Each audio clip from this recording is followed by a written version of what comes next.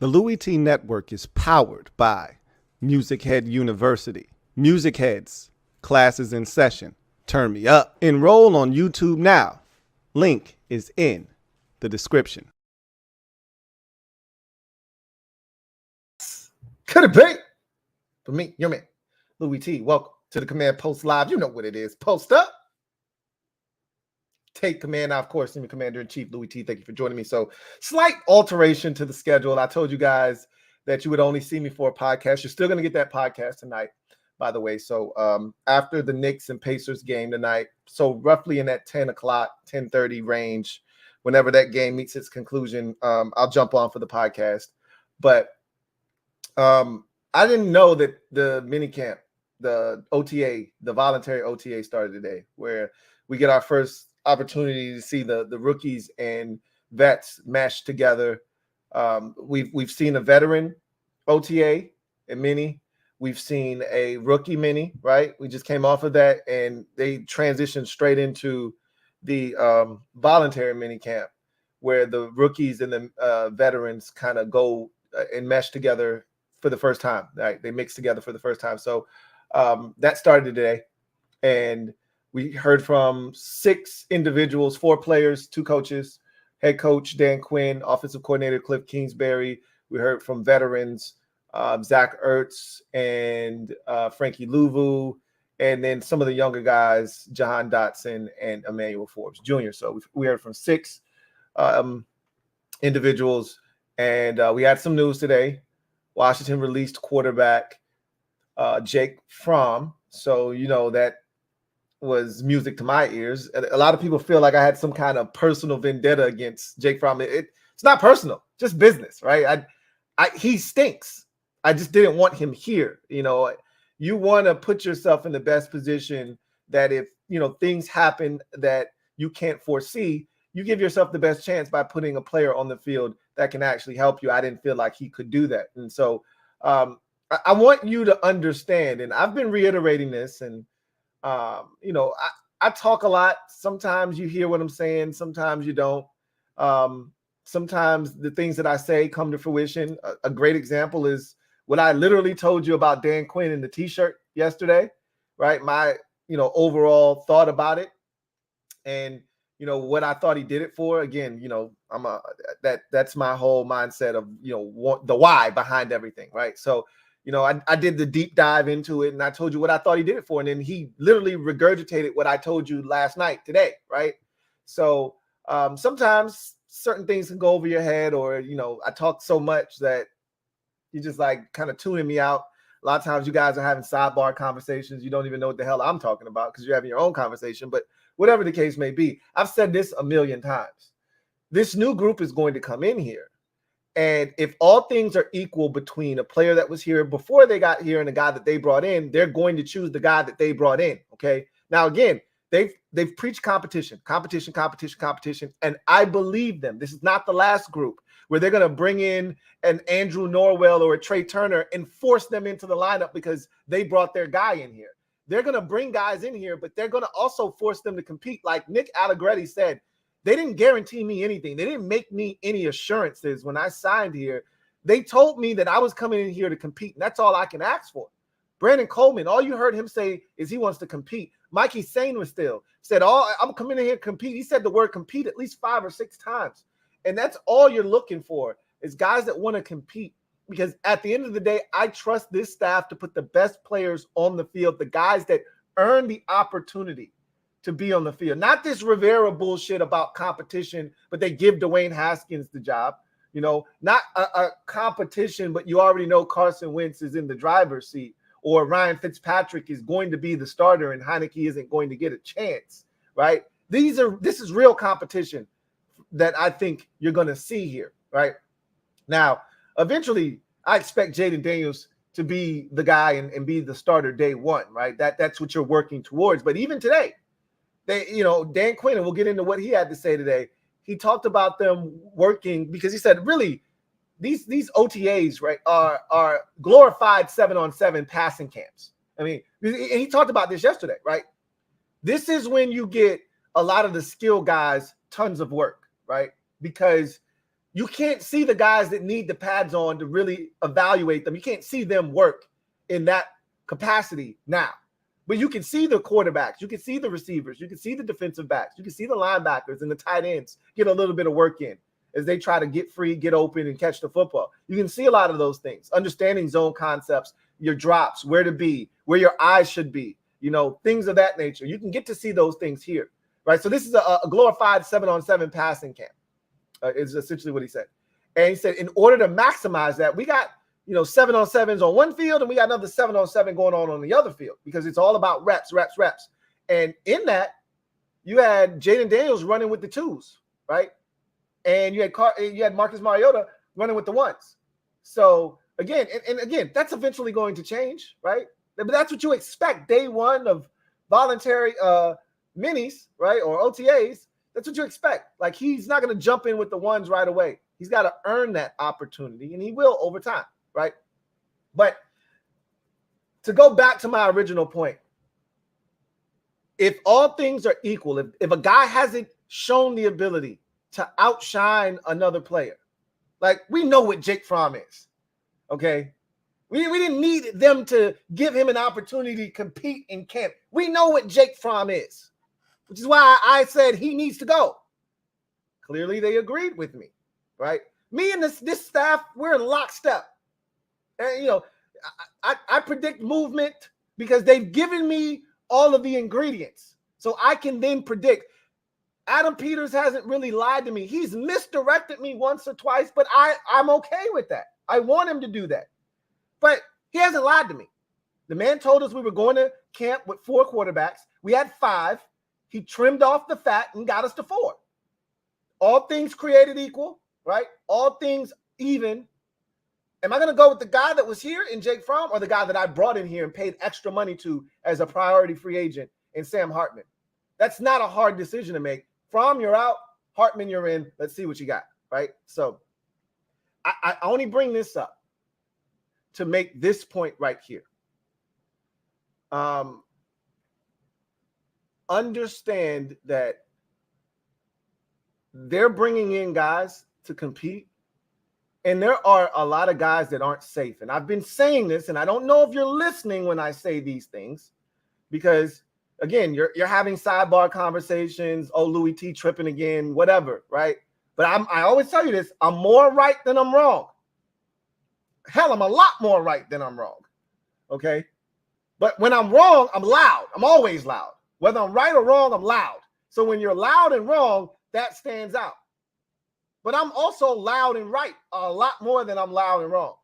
And what I'm telling you is there are a lot of guys that aren't safe.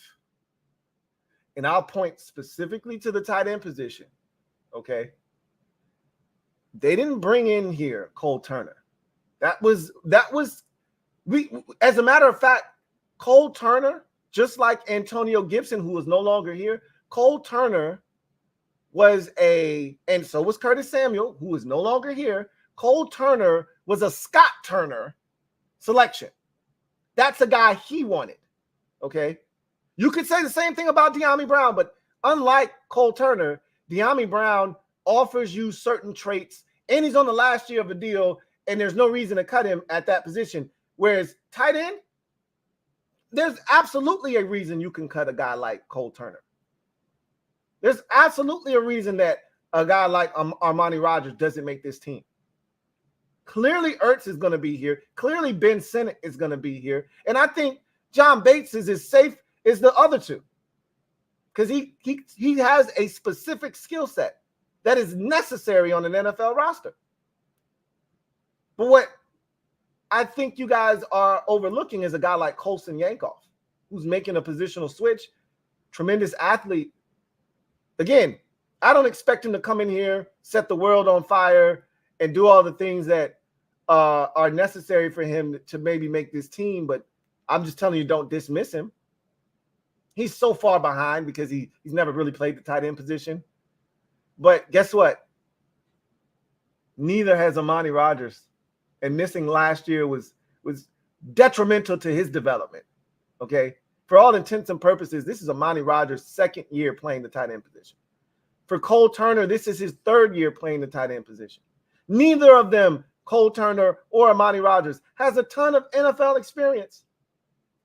So don't discount a guy like Colston Yankov. I still don't think he's going to beat out the other two guys. I think you're looking at, if they're keeping four, and this is an early conversation, probably way too early to be having this conversation, but if they're keeping four tight ends, I think there are three tight ends, Yankov, Turner, and Rodgers, competing for one spot.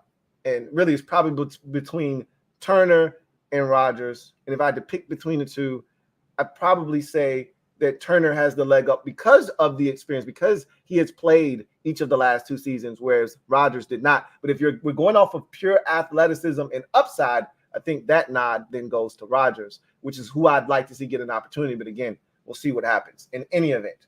I just wanted to say that because they just showed you a prime example of them choosing their guy over a guy that was here previous. Don't think that'll be the last time that they make that decision, okay? That's all I'm trying to communicate to you, is they looked at Jake Fromm, they looked at Sam Hartman. Hartman's only been here 3 days, okay? He's only been here 3 days, 4 now with this first day of voluntary OTAs. Only been here 4 days, and they made the decision to cut Jake Fromm off of 3 days of Sam Hartman. So, again, that tells you all you need to know. Anyway,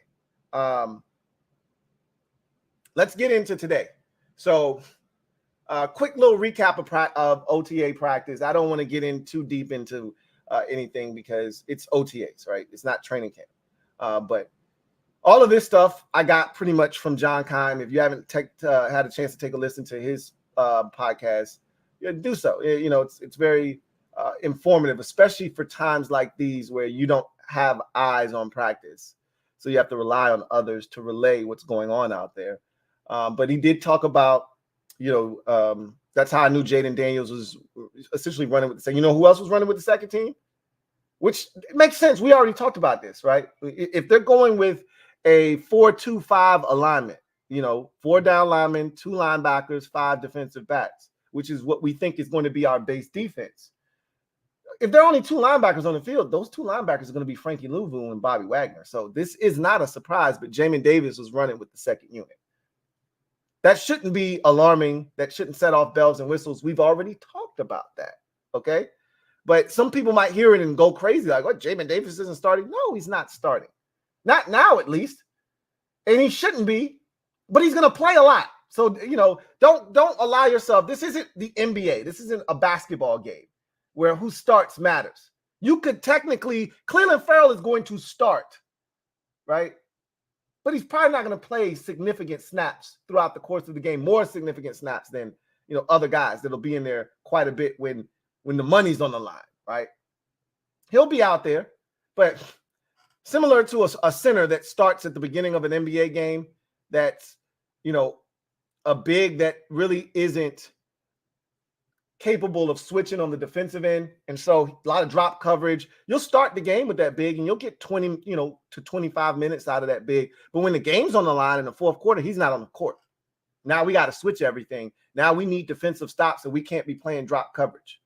Now you're a liability. Same thing with Cleveland Farrell, right? But he started the game. He started the game, right? So don't get caught up on who's starting, who's not starting. Just understand, with Dan Quinn, it's a lot different than Jack Del Rio because everybody's going to get some run, right? If you carve out a niche for yourself, if you prove that you have some sort of value defensively, there's something you can do that sets you apart from everyone else on the roster, they will create a package to get you on the field, which is all I ever asked Jack Del Rio to do, and he failed to do it, which to me screams of 1990s defensive coordinator, right? He was stuck in the 90s. So we're out of that, and I'm so happy we're out of that. But Dominique Hampton, the rookie safety in the 5th round, had a pick today. Good for him. He picked off Marcus Mariota. So good for Dominique Hampton. Meanwhile, Jaden Daniels threw a pick. He was trying to hit Kaz Allen. They did not connect. And it was picked off by James Pierre, the corner they signed from the Pittsburgh Steelers. So, nothing to really be too worried about. Again, don't get bent out of shape about. Mistakes are going to happen. All right.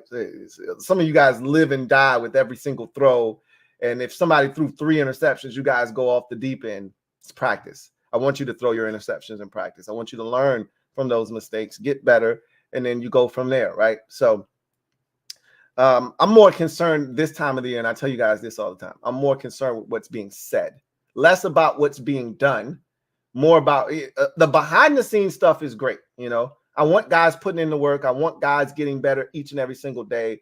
And I want those things to take place on the practice field, in the film room, in the weight room, et cetera, et cetera. But I'm more concerned about what's being said this time of the year. As we get to camp and into the preseason, now I'm more concerned with what's taking place on the field, because now we're going to start slotting people where they belong. We're going to start making decisions on the roster, or they're going to start making decisions on who's going to be on the 53-man roster, who's going to be on the practice squad. And you're starting to figure out who's your starting offensive line, which we have no idea who it's going to be right now. You know, how are you going to set up? Like Cliff Kingsbury spoke today, and we're going to get into that here in a second, but he talked a lot about, you know, setting up the playbook around the talent that he has. We've heard that at least 4 or 5 times this offseason. Every time he spoke, we've heard him say that, right? Every time he's spoken, he's talked about building the offense around the parts, right? Taking what they do best and accentuating those skill sets, right? Which is something we did not do. Can't wait to talk about what Cliff Kingsbury said. I thought he had some brilliant moments today from a press conference standpoint. Some of the things he said really resonated and struck a chord with me. So we'll get to him in a bit, but let's start with Dan Quinn and what he had to say. This is the second day in a row we got some Dan Quinn conversation, which was intriguing. I didn't think we would get Dan 2 days in a row, but we did. So Dan spoke today about, you know, having everybody come together for the first time and how excited he was for that opportunity, having the vets and the rookies. He's had the vets individually, he's had the rookies individually. Now having them together as a whole team for the first time was exciting for him. And obviously they wanted to bring the energy. They did as a staff. And again, as I said yesterday, it permeates to the players, and you see that translate onto the field. So he talked about that. He talked about and essentially reiterated the whole glorified 7-on-7. You know, this is what this time is for. It's more for the skill guys, right? So he talked about that. He talked about the veterans really, you know, imparting their knowledge on the rookies, but more so just doing it in a way that allows them to see how they work. It's less about them being vocal, more about them showing the young guys how it's done, right? Showing them the work ethic, showing them the kind of work that they put in the film room, in the weight room, on the practice field, you know, showing them how they go through the reps at what kind of speed. He talked about setting the standard. And I love when you hear those types of words. For a long time, there wasn't a standard here set. We didn't know what to expect day to day, week to week, game to game. Hell, we didn't know snap to snap what we were going to get from those Rivera coached teams. You know, or we probably did. We probably knew we were going to get our asses kicked, or at least be down by 2 or 3 scores at some point in the game, because every week it seemed like we were down 2 or 3 scores. It was rare that we were up. You know, that's why those Eagles games last year were so disappointing, because rarely were we up.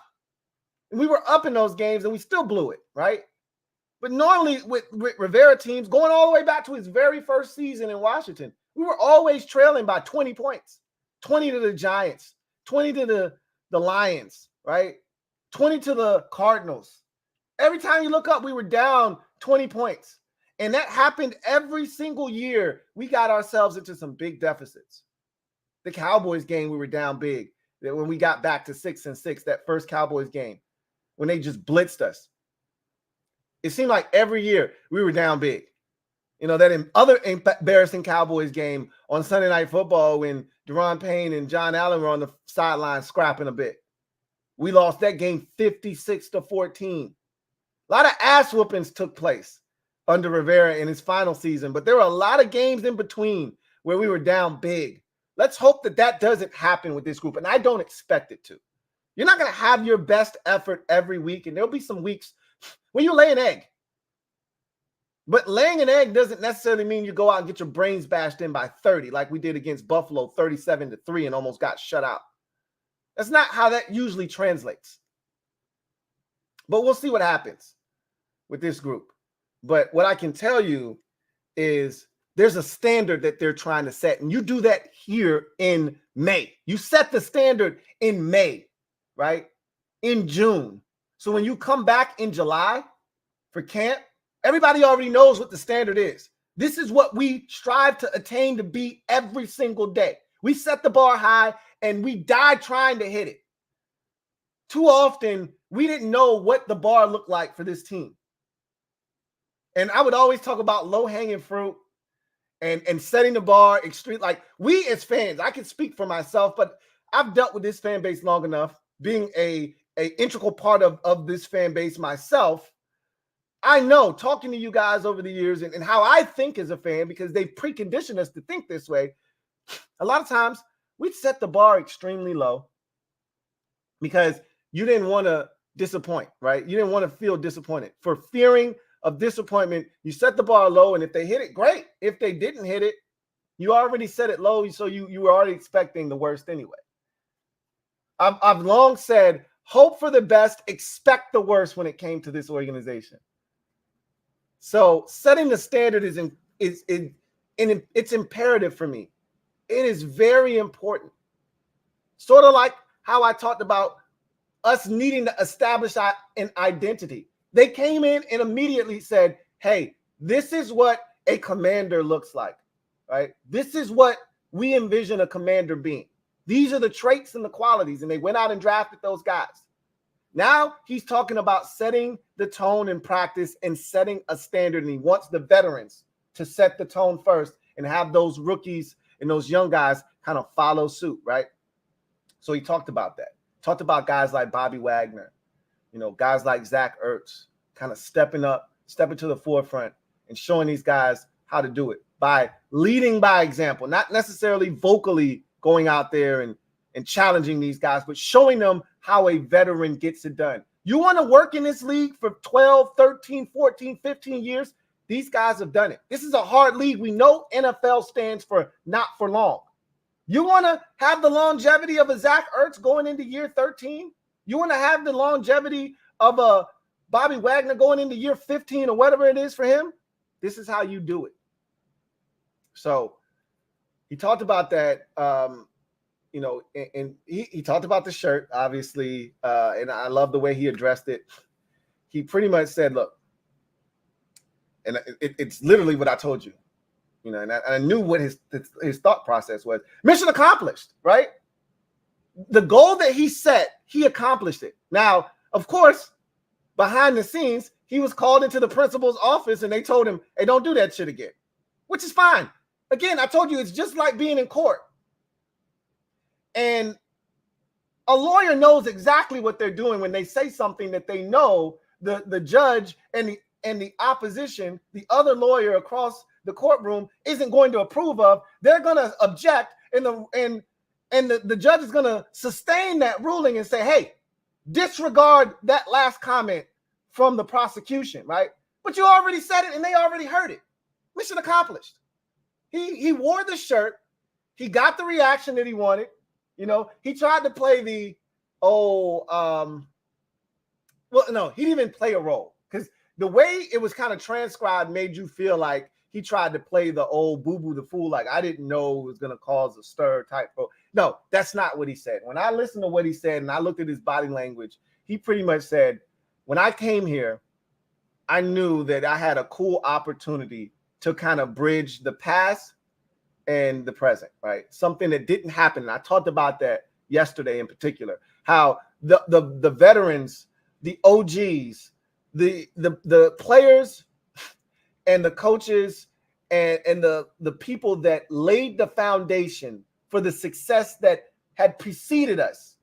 All of the losing that we've seen, all of the mediocre teams that have been here, the greatness that lied with this organization in the past, they weren't welcomed and embraced here. The legacy, the culture, The glory was not embraced when Dan Snyder was here. And Dan Quinn saw an opportunity to go in and tap into a market that had been underutilized. That market is the fan base that longs for an opportunity to connect to the past, and a group of alumni that also look to be recognized and understand that, hey, before it was this, it was that. And he bridged the gap, and he did an excellent job without saying a word. He did an excellent job of doing that. But of course, that was not going to come without strife, right? A lot of conversations, a lot of people, using that as an opportunity to, push an agenda or a narrative. And of course, that noise comes with it. And he knew that. And he said, there are a lot of layers. And I knew that. And he said, I knew there were a lot of layers that came with this situation. But I took it as a learning experience. Translation, I can't do that shit again. And they told me not to do this shit again. But mission accomplished. Salute to you, Dan Quinn. Job well done. So that's done. He put a nice period on that, really exclamation point, boop, on that, right? I did what I did. I knew what I was doing. It's done. Let's move on. That's essentially what he said. And now he's won over a portion of the fan base that was on the fence or was indifferent about him. He's won them over. Like that wasn't for guys like me, although I appreciated it. That wasn't for fans like me. Because I told you, I don't, at this point, if it's not going to be Redskins, I don't give a shit what the name's going to be. As long as you don't embarrass me, I don't care about Commanders. It doesn't move me one way or the other. But it's not Redskins, so I don't care, right? There are fans that absolutely care about that more than anything else other than winning, of course. Winning trumps all. But after winning, they care about the name. He spoke to those fans. The imagery, the likeness, he spoke to those fans. I'm a rock with DQ regardless. So he wasn't speaking to me necessarily, although I loved the imagery, right? I love because it brings the warm and fuzzies back. It gives me that look of nostalgia, that look of yesteryear that I yearn for. But I know it's not coming back. But for a brief second, I could just think about the glory years, right? When we used to be. As I told y'all yesterday, they can't change who we were, right? They can't erase what we were.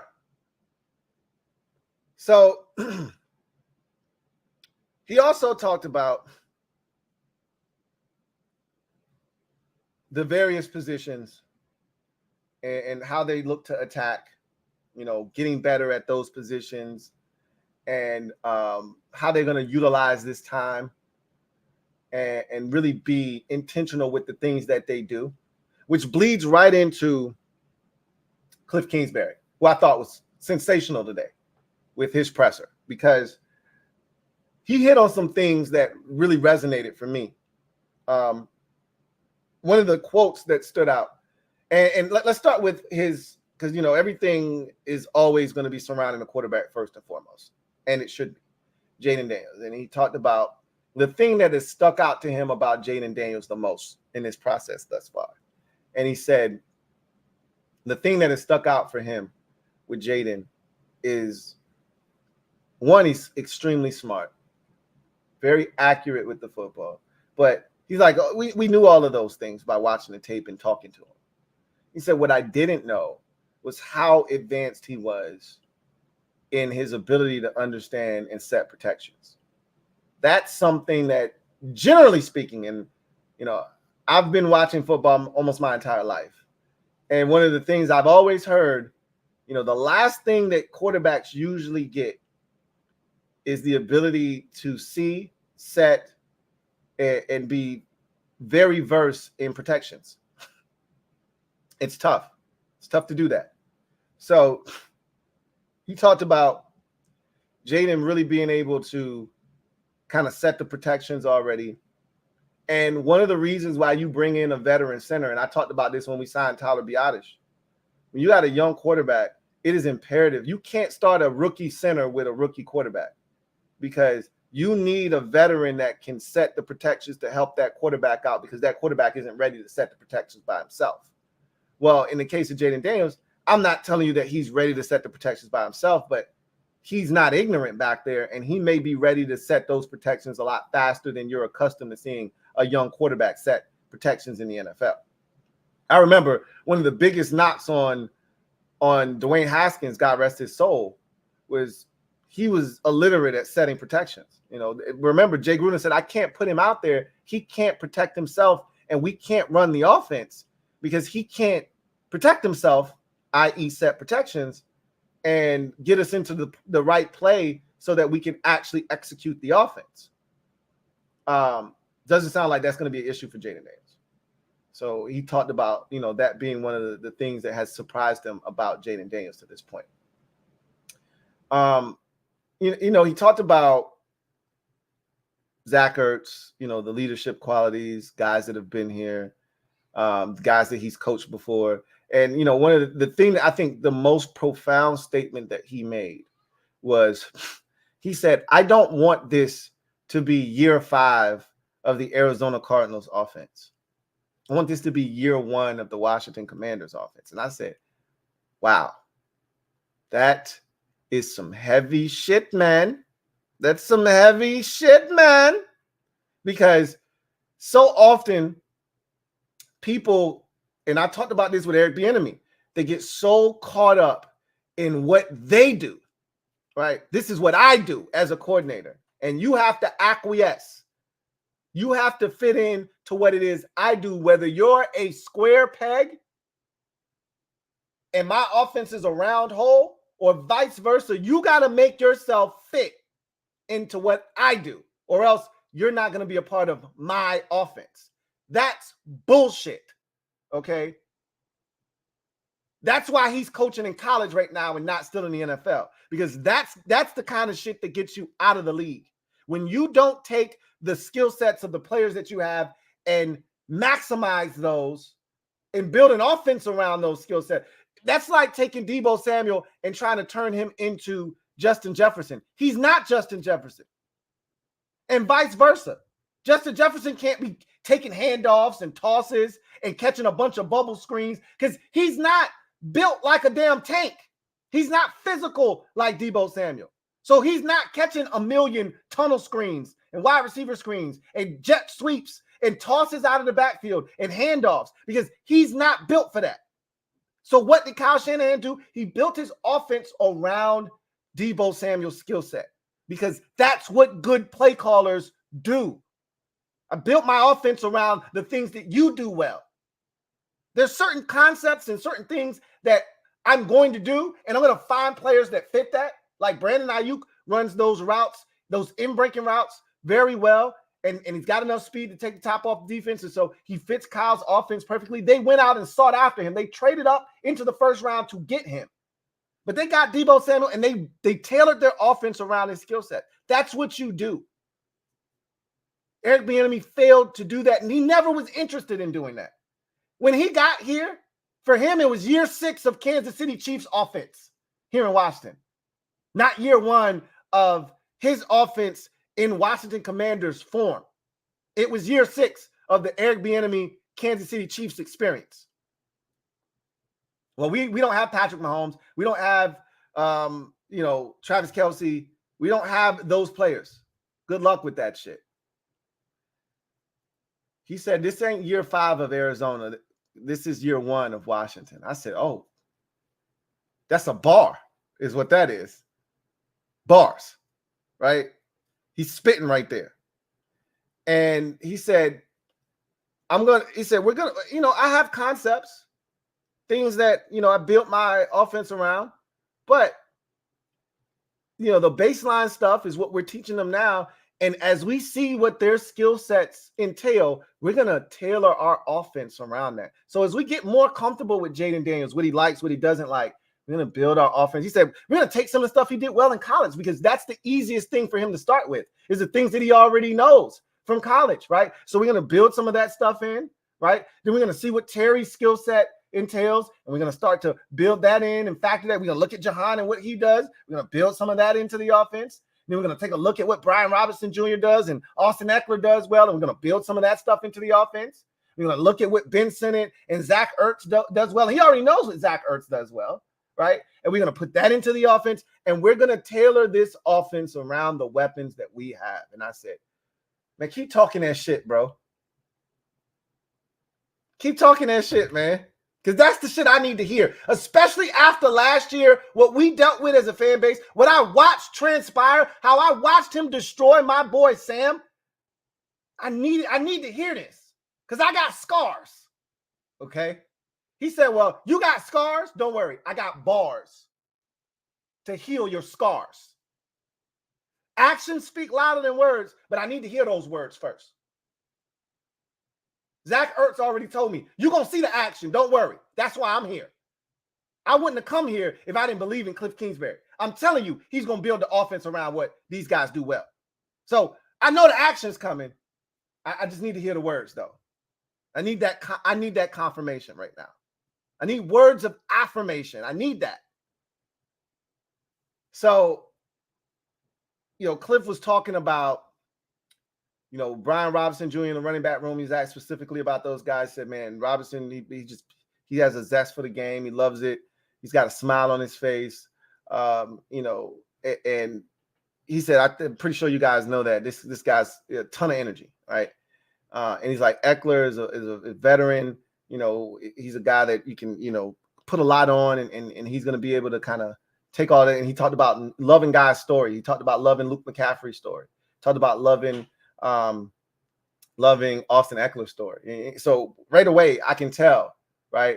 Or as they like to say, the Brits like to say, straight away, right? I can tell that he's into guys' backgrounds, their backstory. How did you get here? Because everybody's got a story, right? So how did you get here? And what did your journey look like? And Cliff's big into that.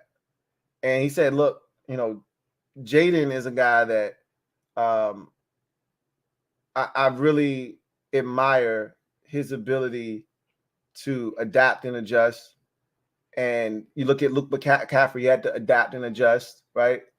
And you heard a lot of that from Zack Ertz, and we'll talk about that when we get to him. But he talked about Luke McCaffrey starting out as a quarterback and making that transition, and how all of those things help shape and mold what a player ultimately ends up becoming. So he's big into stories, backgrounds. How did you get here? And he talked about, kind of loving some of those guys. And he said Jaden Daniels was his guy from the jump in terms of the draft. He's like, look, Adam Peters, he did that on his own. Like, it's not like they got massive input from me, but I was on board. This was pretty much a unanimous decision, right? And I talked about this during the draft process. I said, they kept telling us they didn't know who they were taking. I said, bullshit. And the moment I knew that they definitely knew was when they had that visit to Topgolf, they went and picked Jaden Daniels up. Adam Peters and Dan Quinn went and picked him up personally. I'm not picking up a guy personally that I don't plan on drafting. I'm not spending that kind of time and energy. Okay. Again, there doesn't need to be a smoke screen. I'm sitting at 2 and we already know who the number 1 pick is. I don't need to play games here. So the minute they picked that man up from the airport, I'm like, oh shit, that's the pick. It's always been the pick. And you heard Adam Peters say, we knew, right? And today we heard Cliff Kingsbury say, hey, we knew who the dude was. We knew who the guy we were going to take was. So I thought that was interesting. So let's go to Cliff. Let's go to Zack Ertz. And Zack Ertz talked about being a veteran, what that entails, how his mindset has changed from a younger player where it was all about me, right? Like, I mean, if you ask me a question, I'm not going to be a jerk, but I'm not actively seeking out young guys to try to help them and give them pointers and tips. He even said, I'll go as far as to help a defender. If I see them having a tell, I'll go and tell them, hey, man, as a tight end, I see you leaning this way. I'm going to set you up, stem you, and get outside. It's easy. You telling me what you're doing, right? So he's like, I'm at a point in my career now, I'm trying to help guys any way that I can, you know. But he's like, I'm not holding their hands out there, but you know, I'm also trying to, you know, give them pointers and show them, you know, some things. This is how I would have done it, right? So he's at that stage of his career where he's got a wealth of knowledge, and he's able to share that knowledge with these guys. And he talked about being on teams that have won, teams that have lost. And he said the difference really is how hard those teams worked. That was the difference. You know, he won a Super Bowl with the Eagles in 2017. And he's like, that team worked extremely hard. And the teams that have worked the hardest in my career are the teams that have had the most success. And so I think that that's a guy that you can definitely look at his journey here and kind of see how things have unfolded and why he's gotten to this point of his career. And he talked about Ben Sinnott, and he said, look, I was a second-round pick. So I know, you know, exactly what is going on there. And, you know, I'm going to try to show him everything that I can. But this is the thing that stuck out to me. When he started naming off dudes, you know, and this is why I don't like name drop. Because name dropping, and this is Jay Gruden was the best at this. Because when Jay Gruden would name drop, he would then name every single dude in that room, because I don't want you to think that I didn't mention this guy's name, or I didn't mention this guy's name, so this gives this guy an advantage, or because I didn't mention this guy, he's not involved, right? So anytime Jay Gruden would talk about one running back, he would name all 5 running backs that were in the room. And he'd be like, Jay, come on, bro. Why are you bringing him up for? We already know he ain't about shit. He ain't making the team, and he not impacting this team, but he would bring him up, right? Zack Ertz brought up Ben Sinnott, and then they specifically had asked questions about some of the younger guys, and he went straight to Colson Yankoff. Like, yo, he's really talented. And I was like, huh, interesting. Now, again, he's extremely talented, and I told y'all that, and I highlighted his name, and I said he's one of these dudes that could have a shot. I think he'll end up on the practice squad. But don't discount Colson Yankoff. I just think he's so far behind because he's never played tight end before. But if he shows the ability to do the things that they ask him to do, and if there are any, remember that year that Amani Rodgers made as an undrafted because it was so many injuries that year? If there are any injuries to those guys that are in front of him, look out for Colson Yankoff. That's all I'm saying. But I thought it was interesting that he brought up Colson Yankoff's name. But one of the things I realized with Ertz is he's going to be a guy that is going to exhibit great leadership qualities. He's going to be a guy you can go to. Remember how I used to say I loved Bobby McCain a few years ago because I knew you could go to Bobby and Bobby won't go hold back. He was going to be unfiltered and he was going to give you the reels. Logan Thomas was another one of those dudes. You know, I think as you get older in your career, you're a veteran, you become less. It's almost like old people in general, right? And I always talk about sports being a microcosm of life. As people get older in life, man, old people don't have no filter. They don't give a damn. They'll say whatever the hell they want to say, how they feel, because they don't give a shit. I've lived too long to care about your feelings, period, right? That's kind of how NFL vets are, right? They get to a certain point in their career where they go, you know what? I'm going to tell it like it is, and if you don't like it, too bad. Or as a wise man once said, tough titty said the kitty, but the milk is still good. You don't have to like it, but I'm going to make sure you know this shit is unacceptable, right? We got to be better. Logan Thomas was big. Logan Thomas called out Eric Bieniemy last year. Called his ass out. So I'm getting those vibes from Zack Ertz. Like, I'm not that he's going to be calling dudes out, but he's going to hold people accountable. He'll be a voice of reason within this locker room, and I think he'll be a tremendous leader. This is why you bring guys like Zack Ertz in. Right. Johan Dotson spoke. And I'll give you so he had 2 things that I thought were interesting. One was interesting and then one was important. The interesting thing he said was, hey, we drafted the quarterback I wanted all along. So he's telling you, and he's like, I don't know if I'm supposed to even say this, because, generally guys are politically correct. You stay buttoned up. You don't say the things that you ultimately are thinking because, it could start something. But he was like, yo, I don't know if I'm supposed to say this or not, but without saying it, he was like, I'm pretty sure he would have been cool with Caleb Williams. But he knew we weren't getting Caleb Williams. So of all the guys that were left, he was like, yo, we got the guy I wanted. I didn't want Drake May's ass. I didn't want Bo Nix. I didn't want JJ McCarthy and none of these other dudes, right? We got the one I wanted, right? So I was like, oh, shit. You don't really hear guys say stuff like that. The most important thing he said, though, was he was like, and I'm paraphrasing here. He was like, I wasn't happy with my season last year. I didn't play well last year, and I wasn't myself.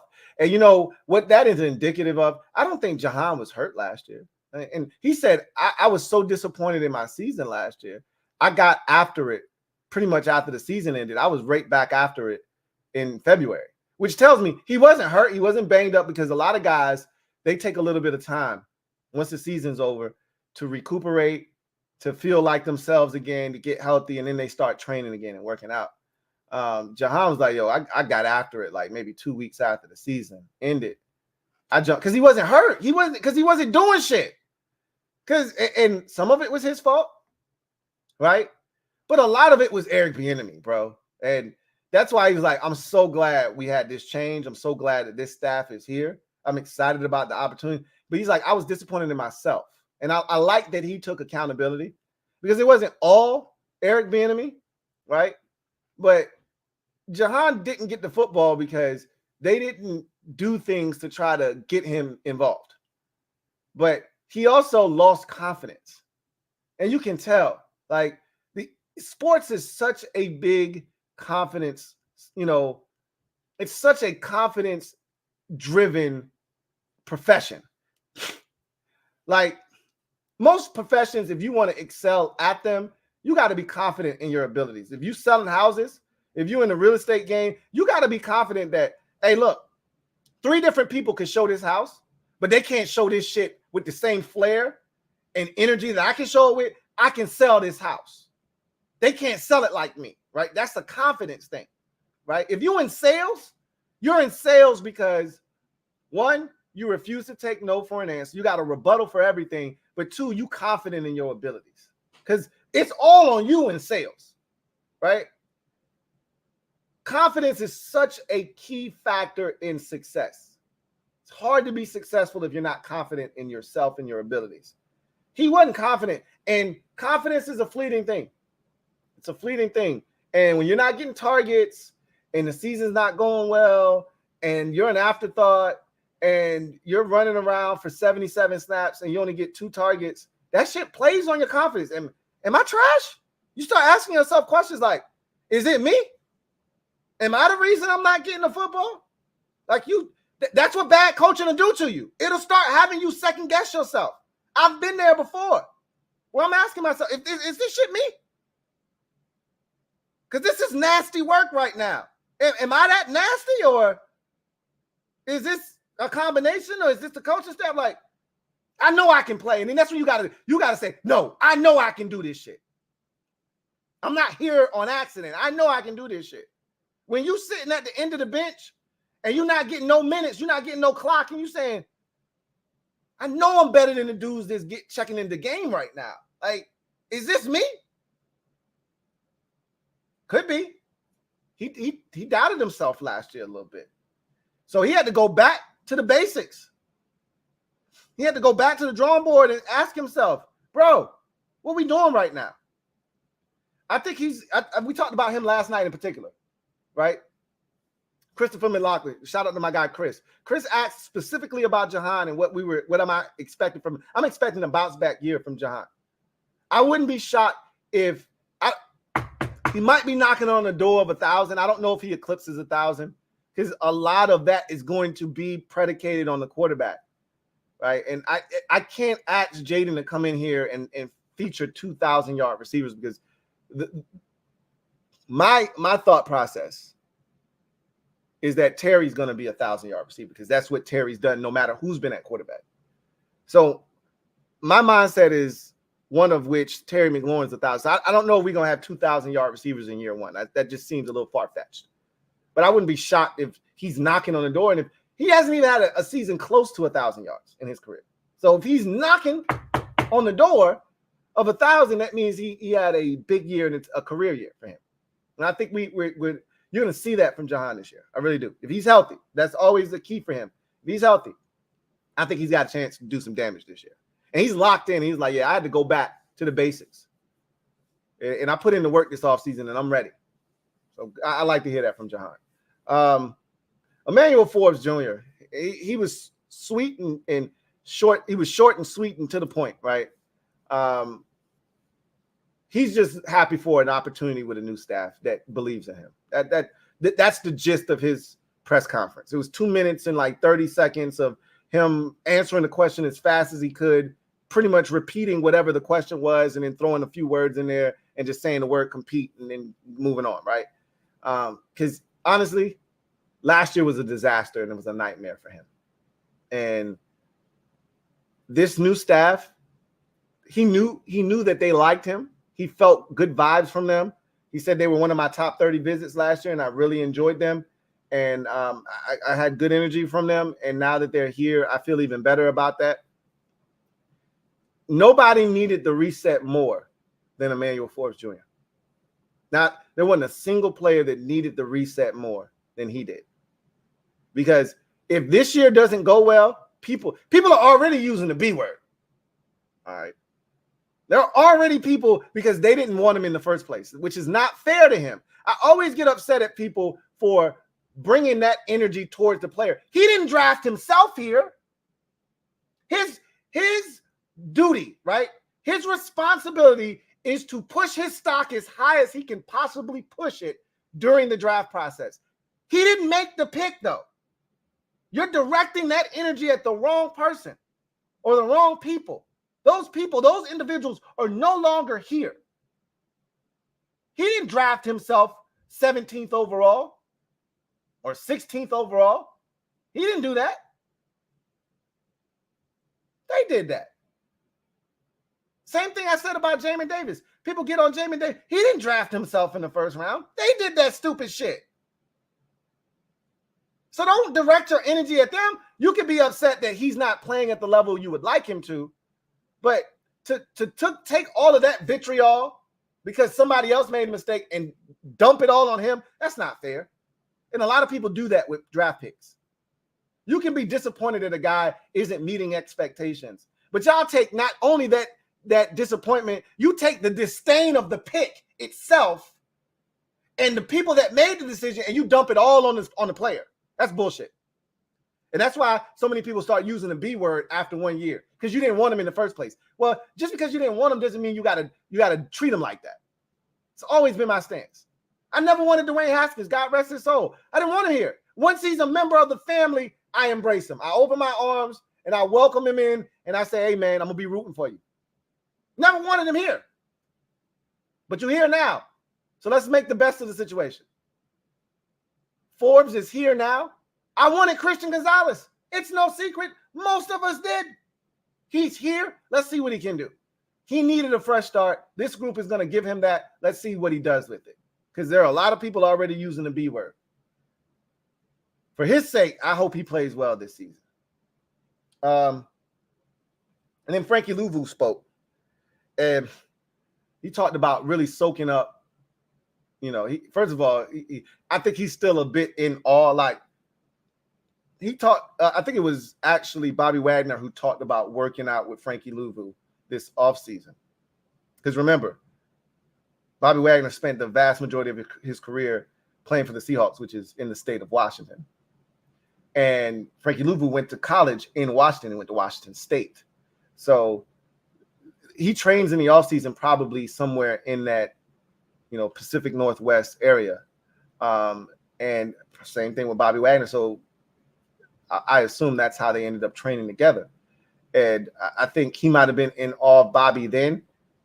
Them ending up on the same team was sort of like, wow, I can't believe it, yo. I was just working out with this dude. I got so much respect for him. And I think now having, come in for off-season workouts and coming in for the first wave of OTAs and now coming in here and working with him, he's still like, yo, Bobby Wagner's my teammate. I'm learning from B Wags. This is crazy. So, you know, he's like, I'm soaking up everything, you know, from work habits to how he does things. You know, I'm going into year 7. This man is going into like year 14, 15. And I just look at his career and I say, I want that. I want that type of longevity. And so what are you doing? How did you get to where you are? So he's, you know, soaking all of that up. Then he also talked about the versatility, right? That's the thing that I think stuck out. First, above all else, the energy that he plays with. This is the thing that I told you that attracted me to Frankie Luvu when he was with Carolina. When I would be watching the games and, you know, I keep seeing 49 flash and make plays. And I'm like, bro, who is this 49?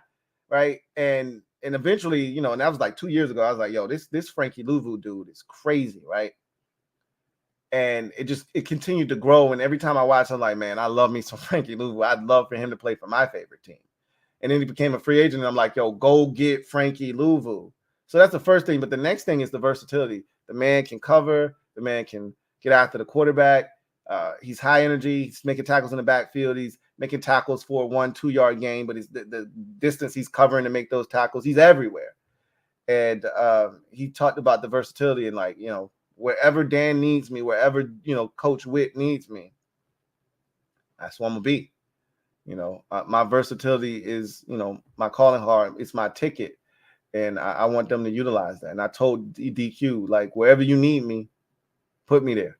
Right. So that's pretty much what he talked about. So one more thing, and then I'm going to get y'all out of here because I didn't really want to overlap into the Knicks game. It's a pivotal game 5, and I want y'all to be able to watch that in peace. But we saw some more leaks from the schedule, and Adam Schefter said, bro, these aren't leaks. These are strategic games that are being released. And yes, that's exactly what it is. Leaks are tomorrow, right? That's tomorrow. If the NFL don't want it to get out, it won't get out. So leaks are when things get out that they don't necessarily want out. The NFL wants these games to come out the way that they did. So Brady announcing that he's going to call his first ever NFL game for Fox, and it's Dallas and the Browns week 1. Well, now we know we're not playing Dallas. So I've taken the liberty because this is all you can do. You can eliminate opponents by virtue of what other teams are doing, right? So we know we play the AFC North. Well, we know the Ravens are playing the Chiefs in week 1, and we know the Browns are playing the Cowboys in week 1. So we know we're not playing either one of those two teams, right? Well, we know the Cowboys are playing the Browns, and we know the Eagles are playing the Packers. So we know we're not playing either one of those two teams. So these are the things that I look to do when I start thinking about, okay, who could – so there's only one team in the NFC East that we can play in week 1, and that's the Giants. All right, so that's still in play. You could still play – the Bengals, or the Pittsburgh Steelers in week 1. Highly unlikely that it's either one of those two teams, but that's already been announced, right? Or those teams haven't been announced in any games. We did hear an additional game today. Aaron Rodgers for the second year in a row. Let's see if they can do it right this time and not get injured 3-4 plays in. The Jets will be taking on the San Francisco 49ers on Monday Night Football week 1. Neither one of those two teams were on the schedule anyway, so it doesn't matter. But 4 teams that we do have to play this year are all playing other opponents, or in one case, Dallas and Cleveland are playing one another. Both of those teams are out. The Eagles are playing the Packers, they're out, and the Ravens are playing the Chiefs, they're out. So still don't know who the week 1 opponent is going to be, but we know it's not going to be any of those teams. So tomorrow is going to be hectic. You're going to be hearing a lot of information come out. I'll talk more about that on the podcast later on tonight, but I did want to bring that up before we got out of here. So in any event, one thing that John Kine brought up on his podcast that I did not mention, he said the receivers worked on blocking drills today, and the guy that blocks the best right now is Dyami Brown, and he's like, it's kind of not even close. He's the best blocking receiver that we have. So that's yet another reason that Dyami Brown will be on this roster. You know, there's still people out there that think somehow Dyami won't end up on this roster again. Barring some kind of unforeseen circumstances, Dyami Brown's going to be on this football team. And I fully expect him to be on this team, but we'll see what happens. Anyway, I digress. Do have a super chat to get to, and then we'll get out of here. T-Roy, thank you for the super chat. Greatly appreciate you. Thank you for being a member of the MOBB. T-Roy, right. Say, Lou, thank you for all you do. I feel the same as you. Thing feels different. It feels different, T-Roy, because it is different. You're going to hear me say that all season into the, training camp preseason period. Before we get into it, I'm going to continue to repeat that, regurgitate that over and over again, because it is different this time around. And, I know there are a lot of people that want to see it first, and I have no issues with that. You need proof that it's different. Them telling us it's different. We've thought it was different before in other iterations, but here's the biggest difference. Daniel Snyder was still here in the past, and coaches that clearly had no clue were here, right? Things weren't being done different.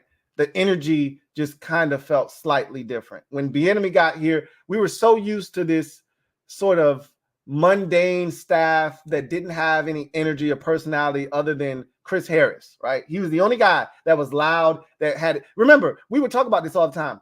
There isn't a single guy on the staff that we look at and say, hey, he could get a job somewhere else. Like, he could be a defensive coordinator or possibly a head coach down the road. Chris Harris was the only guy. And so when he was gone, you're like, we got no energy, we got no juice, this staff sucks. And then Bieniemy shows up and he's yelling and he's doing this, that, and the third, and he's rah-rah this, rah-rah that. And we got excited because we hadn't had it. It was something different.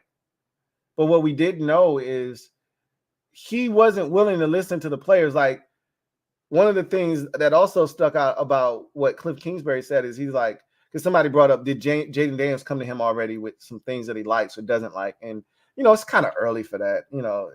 Sometimes I'd be like, come on, bro. They've been here like 3-4 days. You really think Jaden Daniels is telling him, hey, I don't like this concept. He's just trying to learn everything right now. As they get into it, he might be able to say, hey, I don't really love this, or, I'm really feeling this, man. I really love this concept, man. It's one of my favorite concepts. Like, as you get more and more comfortable with coaches, you can do that. It's kind of hard to do that right off the bat, right? But anyway, Cliff Kingsbury said one of his favorite quotes that he heard, coming up in the game was, a good suggestion knows no rank, essentially, right? Or a good question knows no rank, or something to that effect. Essentially what he's saying is, hey, if you've got a good idea, I think he said a good idea knows no rank, or, has no rank. He's essentially saying, if you got an idea, you got a suggestion, give a shit if you're the 53rd dude on the roster, the 23rd dude on the roster, or you're the quarterback, which is the first guy on the roster. If you got a good idea, I want to hear that shit. Eric Bieniemy didn't want to hear nothing you had to say about offense. Just shut up and run the damn play, right? That's all he wanted you to do. Shut up and run the shit that I'm calling.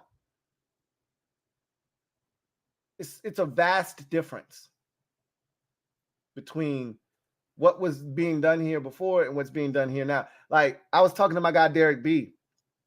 We're going back and forth on this offensive line thing. And I keep telling him, I trust this group to make the right decision.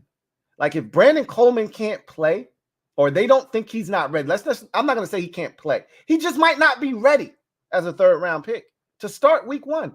That's okay. Or he might be better suited to play guard, and we might still have to figure out what we're going to do at tackle. Whatever the case may be, I have confidence that they're going to make the decision based off of the competition that they've put together this offseason, and they're going to put the 5 best guys out there. When Rivera would say competition, he didn't mean it, because they signed Andrew Norwell and they signed Trey Turner. Those guys were going to play. Whether they were the best options we had or not, they were going to play, because they weren't going to admit that they made a mistake. They were going to ride with those mistakes for better, for worse. They were going to ride, and it was always for worse. We could see right away in the preseason, right away, we said, hey, this revamped offensive line y'all put together with Gates and Andrew Wiley and who was that guard? I forgot who's it. We already said earlier, man, this shit ain't gonna work. And it took them until week 7, the Giants game, for them to sit for them to sit Nick Gates' ass down. And we were calling for Andrew Wiley. He actually got better as the year went on. We stopped talking about him as much. As the season went on, you heard less and less chatter about Andrew Wiley. Now, I'm not telling you that I want him out there, but the first couple of weeks, he was getting beat like a drum multiple times on a weekly basis. And as the season progressed, we started talking about Andrew Wiley less and less because he wasn't making as many mistakes and he wasn't giving up as many back-breaking sacks and plays. But he still is a guy that can be replaced and needs to be replaced. You can do a hell of a lot better than Andrew Wiley as your starting right tackle. And I think they're going to search for that. And if they tell me when it's all said and done, the dust settles, the smoke clears, Andrew Wiley is the best we got at right tackle, I'm going to say, okay.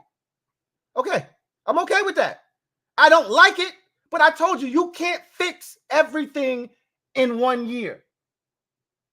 They fixed the defensive line. They fixed linebacker. They fixed tight end. They fixed quarterback. They fixed a bunch of positions. You can't fix everything in 1 year. We'll see if they fix the cornerback position. We'll see. They may have fixed that too. They may have fixed the safety position for all we know with the addition of Jeremy Chin and then drafting Dominique Hampton. They may have fixed that too. So if you tell me they did all this shit and they just didn't get around to the offensive line, just specifically the tackles, because they did a lot of work on the interior. They did a lot of shit from signing Biotish, bringing in Nick Allegretti, all the guys that were already here. They did plenty on the interior. Coleman might be a part of that for all we know. You still got Braden Daniels. You still got Ricky Stromberg from last year's draft, who we don't know what they can do. But they got plenty of options on the interior. The question is, did they do enough at tackle? We'll see. We'll see. Time will reveal.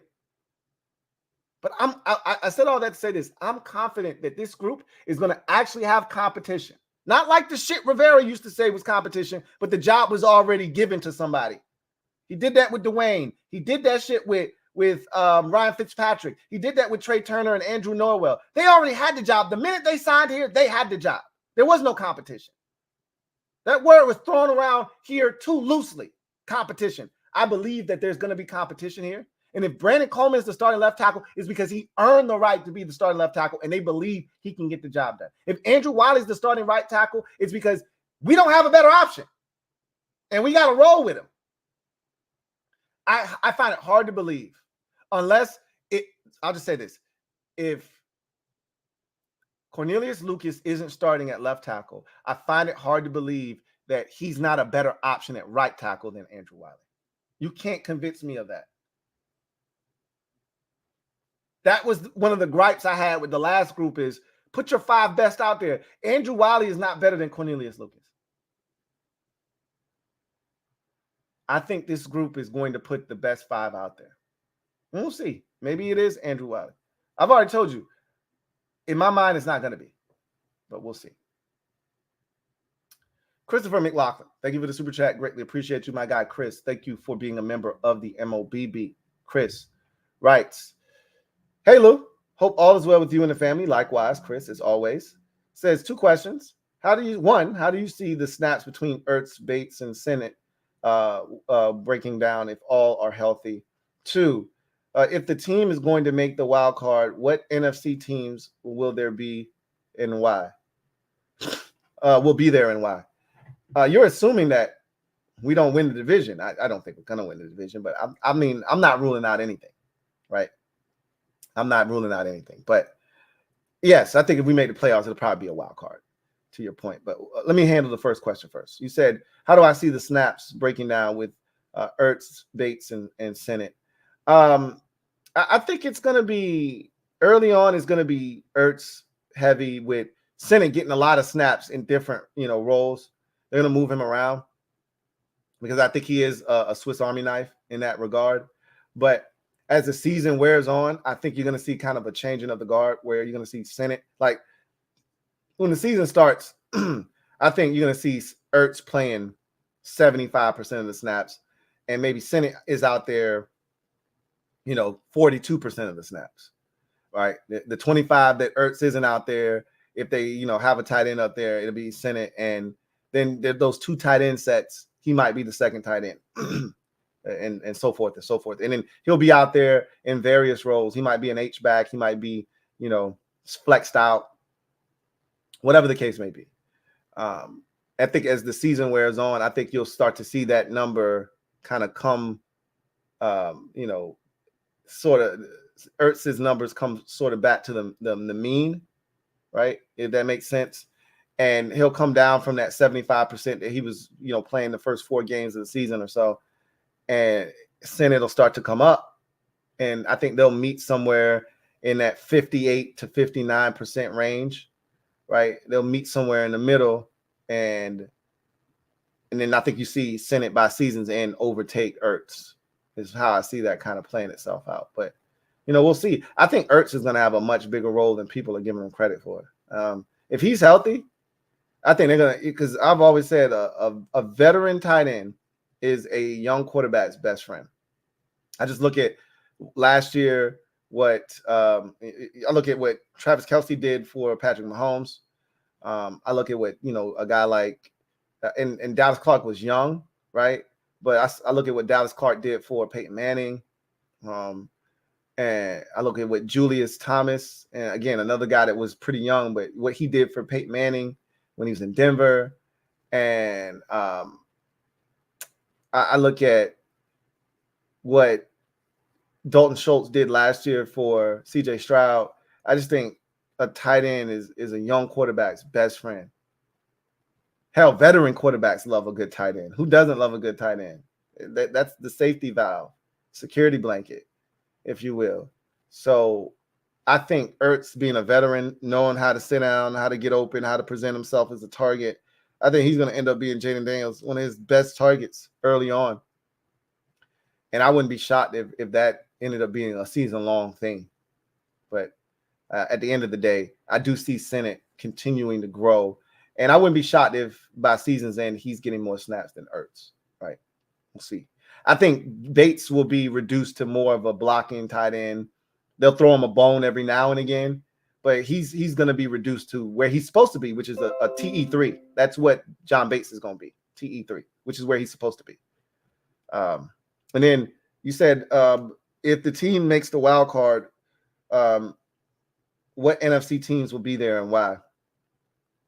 So you're asking me to predict what is going to happen in the NFC from a division standpoint, which I don't know. I always like to take a look at the preseason, which the preseason is becoming less and less of an indicator of what's to come because nobody plays their players in the preseason anymore.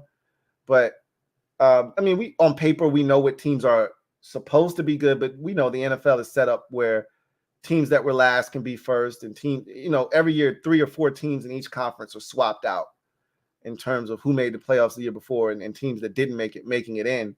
So it's hard to say. Like, we assume San Francisco, if they're healthy, they're going to be good, and they're probably going to win the NFC West. Okay? That's a pretty safe assumption to make. Now, how good is Seattle going to be? Don't know.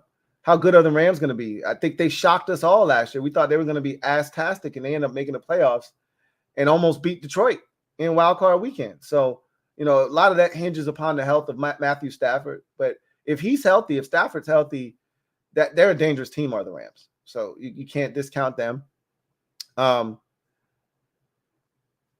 NFC North, I expect the Bears to be much improved. You assume that the Lions are going to pick up right where they left off. They brought everybody back, including their coordinators. So you like to think that they're going to, be where they were last year and be a really good team. Minnesota, obviously, the quarterback situation, they're kind of in a similar position as we are in terms of their quarterback situation. But from a roster standpoint, they're in a little bit of a different position. But be interesting to see what they do. Green Bay made some noise last year at the end. And so you're kind of thinking, was that a fluke? Did you catch people off guard, or are y'all about that life? we'll find out. But you got to assume the Packers are going to be good if Jordan Love continues his ascension. And then, you see the Bears, they're a wild card. You don't really know what they're going to do. NFC South, I think that's a one-bid division until otherwise notified. I think Atlanta's the best team in that division. I don't believe in Tampa Bay because they lost their offensive coordinator. Now you're going to have to see if Baker Mayfield can do something he's never done in his career. Let's have back-to-back seasons where he's played well. The Saints are a mess because I think Derek Carr is a basic quarterback. And I actually think at some point this season, we're going to see the rookie 5th-round selection, Spencer Rattler, and I think he's the better option in New Orleans when it's all said and done. But I've actually heard that he's impressing in those rookie minis and already showing them that he's a guy that they may be able to turn to sooner rather than later. So I think they're going to have some issues there offensively. And then, Carolina's still trying to build their program. So I think that's a win-bid division, and it's going to probably be between Atlanta and, New Orleans might end up being in the mix. Well, who knows? But I think it's going to be between Atlanta with Kirk and Tampa Bay if Baker can continue to play good football. But I think it's a one-bid division. I don't think you get a wild card from that division, but we'll see. And then the NFC East, obviously, is the best division in the conference because the Eagles and the Cowboys usually are going to make the playoffs. And then if somebody else decides to tag along like the Giants did 2 years ago, right, you got 3, and it easily could have been 4 that year. We should have made the playoffs too, but we dropped the ball. So we always count the Giants out, and then the years that we say the Giants are going to be ass, they rise up. Who knows what happens? I think some pressure's on Brian Daboll and that staff, and so you might get the best out of them. Who knows? Drew Lock might step in there, play well. Who's to say? But the prevailing thought is Philadelphia is probably going to win the division this year. Dallas is taking a step back, it feels like, but then we'll see, right? So Philadelphia in the East, Atlanta in the South, Detroit in the North, and the 49ers in the West. Those are your division winners. And then the wild cards are going to look something like, the Rams potentially, Washington, if you're going with that scenario, and that's the scenario that you've posed here. And then I think it's going to be another new team, right? It'll be a team that didn't make it last year, like Minnesota, for instance. I'll be in there. Don't discount Green Bay. They made it last year. They could make it again. But you got to think that at least 2 teams are going to be brand new in the playoffs in the NFC. I can't see it where only one new team enters the fray. It's usually at least 2 or 3 that get in there. And if you go with that way of thinking, then you got to think a team like Washington or Minnesota or New Orleans, one of those type teams. Seattle, don't want to dismiss them, might jump in there, right? So, we'll see what happens, but that's kind of how I see it now. But, it's subject to change, obviously. So, Rob Yu, thank you for your generosity. Greatly appreciate you, my guy, Rob Yu. Thank you for gifting 5 memberships. Shout out to those who received those memberships. Welcome to the squad to all of you. And once again, thank you to my guy, Rob Yu, for your generosity. Real quick, I just want to reiterate that the link to the LouieTeeNetwork lifestyle trip to the Dominican Republic is in the description. I'm also going to pin that link to the comment section of this video. If you want to register, shout out to Sonny Rawson once again for registering and being the first to do so. Looking forward to meeting you and kicking it with you and having some fun. And hopefully we'll be joined by many others.